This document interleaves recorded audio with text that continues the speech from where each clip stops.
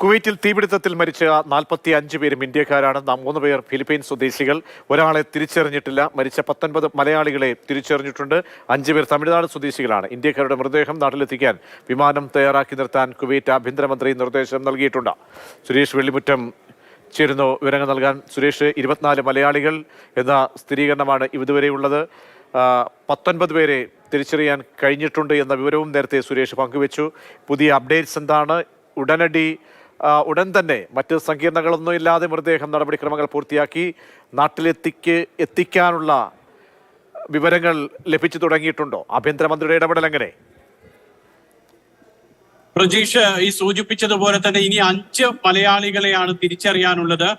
നോർക്ക പറയുന്നത് അനുസരിച്ചാണെങ്കിൽ 24 മലയാളികൾ, അതിൽ 19 പേർ തിരിച്ചറിഞ്ഞത്. നേരത്തെ തൊട്ടു മുൻപ് നമ്മൾ സൂചിപ്പിച്ചതുപോലെ പാണ്ടനാട് താമസിക്കുന്ന നിരണം സ്വദേശിയായിട്ടുള്ള തോമസ് ജോർജ് എന്റെ പേര് വന്ന സമയത്താണ് ഒരു കൺഫ്യൂഷൻ വന്നത്. അങ്ങനെയാണ് ആദ്യം 20 പേരെ തിരിച്ചറിഞ്ഞു എന്ന് വന്നത്.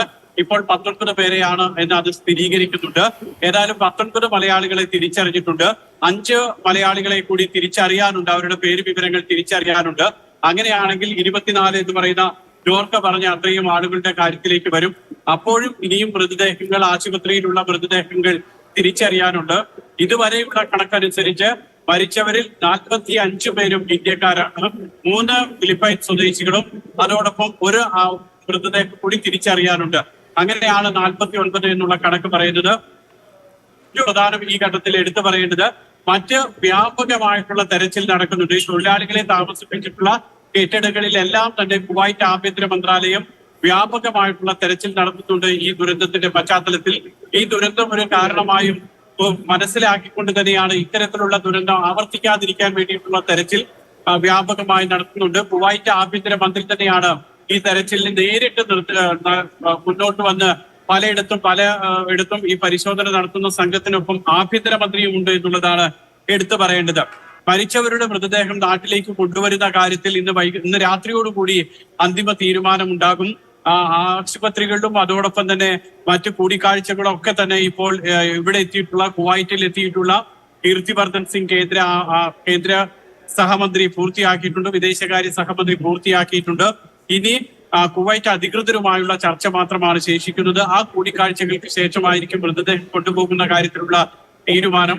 കുവൈറ്റ് ആഭ്യന്തരമന്ത്രി തന്നെ വിമാനങ്ങൾ സജ്ജമാക്കാനുള്ള നിർദ്ദേശം നൽകിയിട്ടുണ്ട്. അതിനർത്ഥം ഇന്ന് രാത്രി 5 പേരാണ് ഇനി തിരിച്ചറിയാനുള്ള. അവരെ കുറിച്ച് എന്തെങ്കിലും നാട്ടിൽ നിന്നോ മറ്റെവിടെ നിന്നുള്ള സംശയങ്ങളോ പ്രവാസി സംഘടനകളുമായി ബന്ധപ്പെട്ട് എന്തെങ്കിലും തിരച്ചിലോ എത്തുന്നുണ്ടോ? നേരത്തെ തൃശ്ശൂർ സ്വദേശി, ചാവക്കാട് സ്വദേശിയുടെ മൃതദേഹം നമുക്ക് സ്ഥിരീകരിക്കാൻ കഴിഞ്ഞത് അവിടെ നാട്ടിൽ നിന്നുള്ള വിവരം അവിടേക്ക് അറിയിക്കുന്നു, ഇങ്ങനെ കാണാതെ പോയിട്ടുണ്ട് ഒരാളെ എന്നുള്ളതാണ്. അങ്ങനെ 5 പേരെ തിരിച്ചറിയാൻ കഴിയാത്ത സ്ഥിതിക്ക് അവരുമായി ബന്ധപ്പെട്ട അല്ലെങ്കിൽ ആരെങ്കിലും എന്തെങ്കിലും വിവരങ്ങൾ ഇവരെ തേടിയോ മറ്റോ വിളികളായിട്ടുള്ളോ അഭ്യൂഹങ്ങളായിട്ടോ എന്തെങ്കിലും സാഹചര്യമുണ്ടോ സുരേഷ്?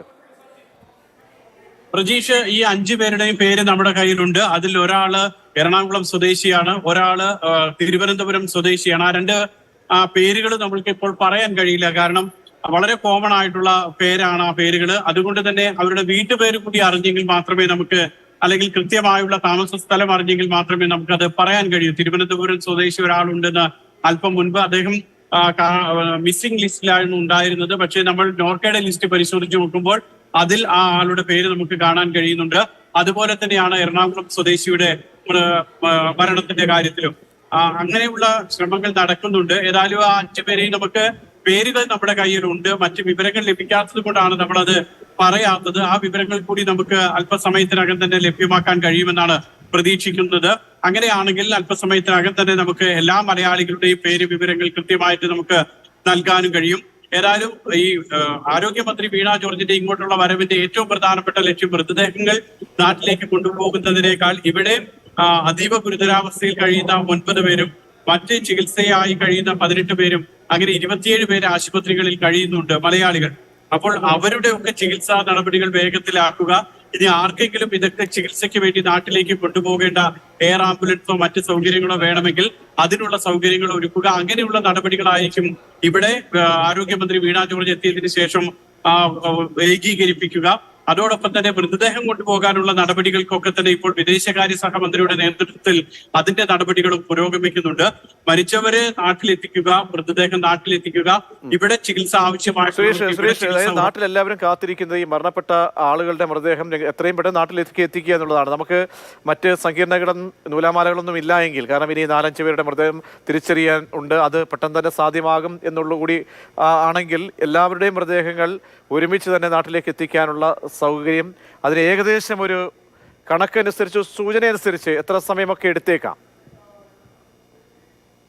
പ്രജീഷ്, ഇതിൽ ഏറ്റവും വേഗത്തിൽ കാര്യങ്ങൾ നടപ്പാക്കാൻ കഴിയുന്ന സൗകര്യമാണ് ഒരുക്കിയിട്ടുള്ളത്. കാരണം ഒന്ന്, എല്ലാ മൃതദേഹങ്ങളും ഒരേ ആശുപത്രിയിലേക്ക് എത്തിച്ചിട്ടുണ്ട്. അതുകൊണ്ട് തന്നെ എല്ലാ നടപടിക്രമങ്ങളും ഒറ്റയിടത്ത് പൂർത്തിയാക്കുക, നടപടിക്രമങ്ങൾ നടത്തുക എന്നുള്ളതാണ് ഇപ്പോൾ കുവൈറ്റ് സർക്കാർ ചെയ്യുന്നത്.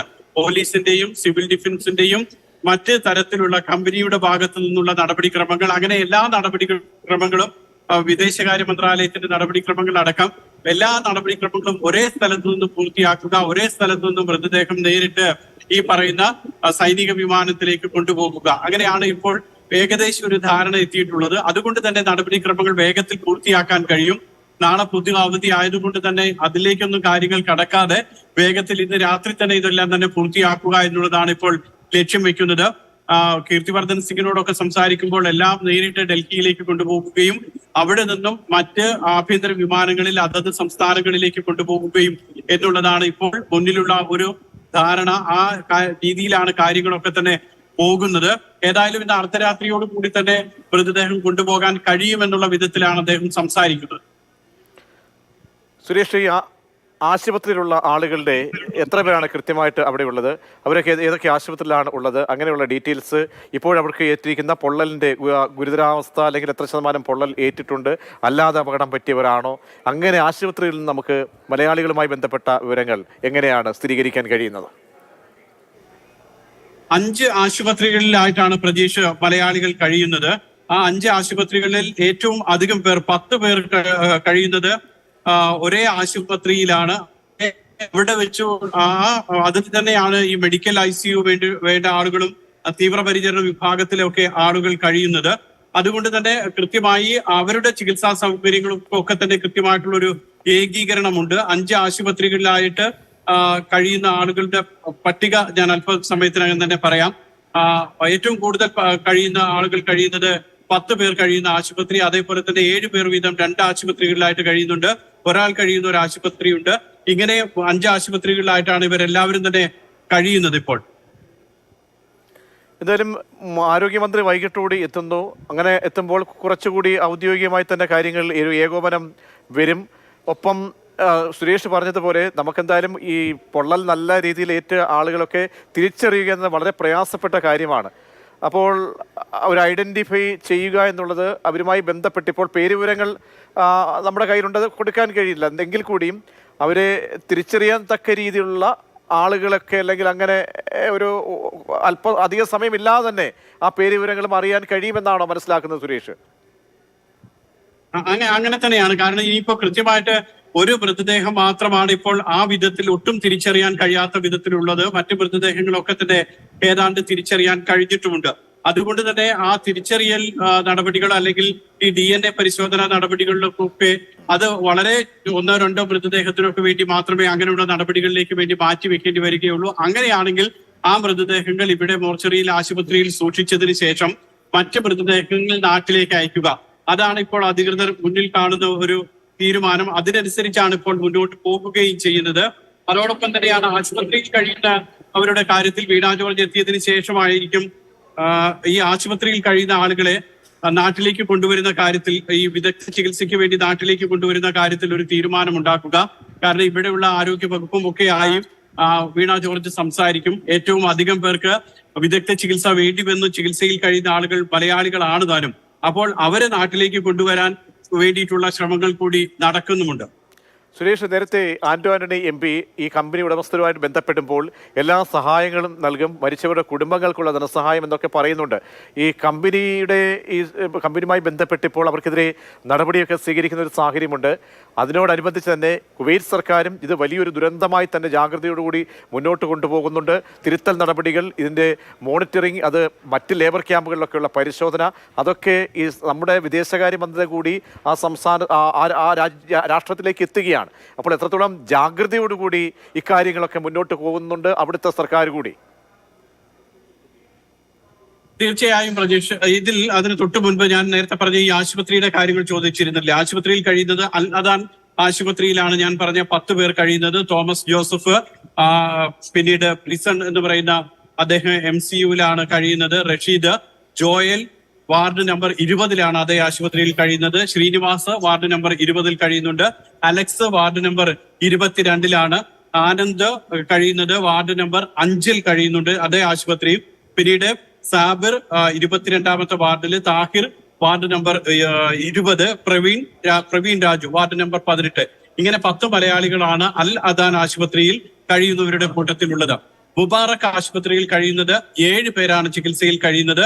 അതിൽ Nalinakshan ward number 15, Avinash ward number 16, പിന്നീട് റാംകോട്ടി എനിക്ക് തോന്നുന്നു ആന്ധ്ര സ്വദേശിയോ തെലങ്കാനയോ ആയിരിക്കും, അദ്ദേഹം വാർഡ് നമ്പർ 22-ലാണ് കഴിയുന്നത്. കൃഷ്ണ സന്താനം കഴിയുന്നത് വാർഡ് നമ്പർ 10-ലാണ്. രാജൻ, പാടായി, ഫൈസല്, ബോബ്, ഇവരെ 3 പേരും അതേ ആശുപത്രിയിൽ 14-ാമത്തെ വാർഡിലുണ്ട്. 3 പേരെ ആശുപത്രിയിൽ നിന്ന് ഡിസ്ചാർജ് ചെയ്തിട്ടുമുണ്ട്. ആ ഡിസ്ചാർജ് ചെയ്തവര് അനുമോൻ, മുഹമ്മദ് അലി, രാജേഷ് കുമാർ, 3 പേരെ ഡിസ്ചാർജ് ചെയ്തവര്. പിന്നീട് ജഹ്റ ആശുപത്രിയിൽ കഴിയുന്നത് 6 പേർ ജഹ്റ ആശുപത്രിയിൽ കഴിയുന്നുണ്ട്. അനിൽ മത്തായി, റജി ഐസക്, നൗഫലിനെ ആശുപത്രിയിൽ നിന്ന് ഡിസ്ചാർജ് ചെയ്തു എന്ന് ഒരു വിവരം കൂടി വന്നിരുന്നു. രഞ്ജിത്ത്, ആശാരി, ഷൈജു, ഇവരാണ് ആശുപത്രിയിൽ ഉണ്ടായിരുന്നത്. അങ്ങനെയാണെങ്കിൽ ആ ആശുപത്രിയിൽ ഇപ്പോൾ 5 പേരാണുള്ളത്. ഫർവാനിയ, അവിടെ ഉള്ളത് ശരത്ത് മേപ്പറമ്പിലാണ് വാർഡ് നമ്പർ ജനറൽ വാർഡ് 6-ലുള്ളത്. ജാബിർ ആശുപത്രിയിലുള്ളത്. സുരേഷ് കുമാർ, ഡാനി, ജിതേന്ദ്ര സിംഗ്, ഇത്രയും ഇന്ത്യക്കാരാണ് ആശുപത്രിയിലുള്ളത്. അപ്പൊ 27 പേരുണ്ടായിരുന്നത് 26 ആയിട്ടുണ്ട്. അതിൽ ജിതേന്ദ്ര സിംഗ് ഒഴികെയുള്ളവരെല്ലാവരും തന്നെ മലയാളികളുമാണ്. ആശുപത്രിയിൽ കഴിയുന്ന ഈ മെഡിക്കൽ ICUയിലോ ഇന്റൻസീവ് കെയർ യൂണിറ്റിലോ ഒക്കെ കഴിയുന്നവരല്ലാതെ 9 പേരല്ലാതെ മറ്റുള്ളവരുടെ നിലയൊക്കെ അപകടനില തരണം ചെയ്തിട്ടുണ്ട്. പക്ഷേ ആളുകൾക്ക് 4ാമത്തെ നിലയിൽ നിന്നും ചാടിയിട്ടുള്ള ആളുകളുണ്ട്. കേബിൾ വഴി താഴത്തേക്ക് ഇറങ്ങാൻ വേണ്ടി ശ്രമിക്കുമ്പോൾ താഴെ വീണ് കാല് പൊട്ടിയിട്ടുള്ള ആളുകളുണ്ട്. വാട്ടർ ടാങ്കിലേക്ക് ചാടി രക്ഷപ്പെടാൻ വേണ്ടി ശ്രമിച്ചിട്ടുള്ള ആളുകളുണ്ട്. അങ്ങനെ പല വിധത്തിലുള്ള പരിക്കേറ്റിട്ടുള്ള ആളുകളാണ് ഈ കൂട്ടത്തിലുള്ളത്. പക്ഷേ അവരൊക്കെ അപകടനില തരണം ചെയ്തിട്ടുമുണ്ട്. തീർച്ചയായും സുരേഷ് വെള്ളിമുറ്റം പറഞ്ഞതുപോലെ തന്നെ ആശുപത്രിയിൽ കഴിയുന്ന ആളുകൾ അവരുടെ അപകടനില തരണം ചെയ്തു എന്നത് വളരെ ആശ്വാസകരമായിട്ടുള്ള കാര്യമാണ്.